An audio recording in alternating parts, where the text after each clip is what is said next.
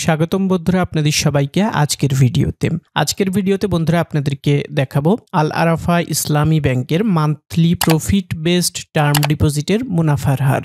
তো বন্ধুরা আপনারা আল আরাফা ইসলামী ব্যাংকে মূলত 1 বছর 2 বছর এবং 3 বছরের জন্য monthly profit based term deposit scheme করতে পারবেন এবং সকল ক্ষেত্রেই আপনারা কিন্তু মুনাফা পাবেন 11% হারে।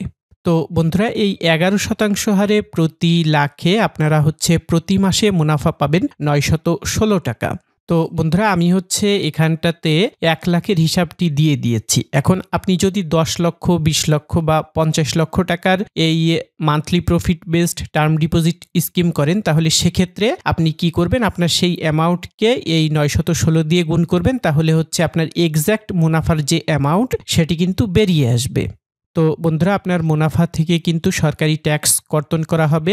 আপনি যদি এই monthly profit based term deposit scheme করার সময় আপনার ট্যাক্সের ডকুমেন্টগুলি জমা দেন তাহলে সেক্ষেত্রে আপনার মুনাফা থেকে 10% ট্যাক্স কর্তন করা হবে। তো উদাহরণস্বরূপ আপনার মুনাফা যদি হয় 916 টাকা, তাহলে 916 টাকা থেকে 10% ট্যাক্স কর্তন করা হলে আপনি হাতে পাবেন 825 টাকা। তো এটা ছিল আপনি যদি ট্যাক্সের ডকুমেন্টগুলি জমা দেন সেক্ষেত্রে। কিন্তু আপনি যদি ট্যাক্সের ডকুমেন্ট জমা না দেন তাহলে সেক্ষেত্রে কিন্তু আপনার মুনাফা থেকে 15% ট্যাক্স কর্তন করবে। তো আপনার মুনাফা যদি হয় 916 টাকা, তাহলে 916 টাকা থেকে 15% ট্যাক্স কর্তন করলে আপনি হাতে পাবেন 778 টাকা।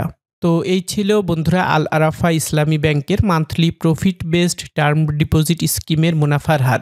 এখন আমি আপনাদেরকে এই monthly profit based term deposit স্কিমের কিছু গুরুত্বপূর্ণ বিষয় শেয়ার করছি।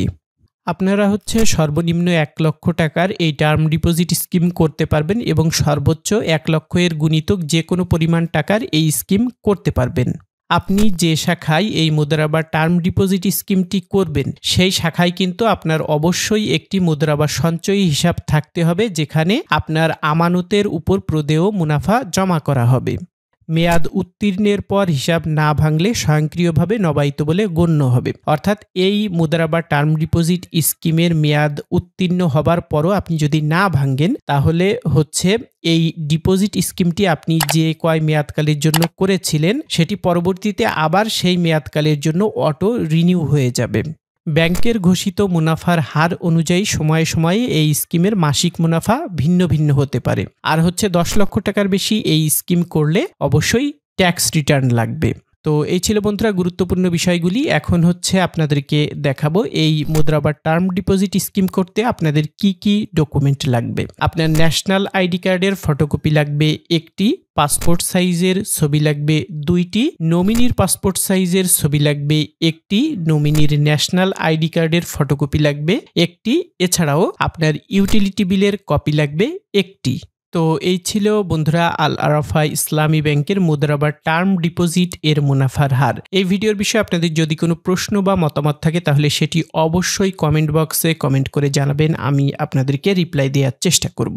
আগামী পর্বে আপনাদের জন্য আবারও নতুন কোনো বিষয় নিয়ে হাজির হব। সে পর্যন্ত আপনারা সকলেই ভালো থাকবেন।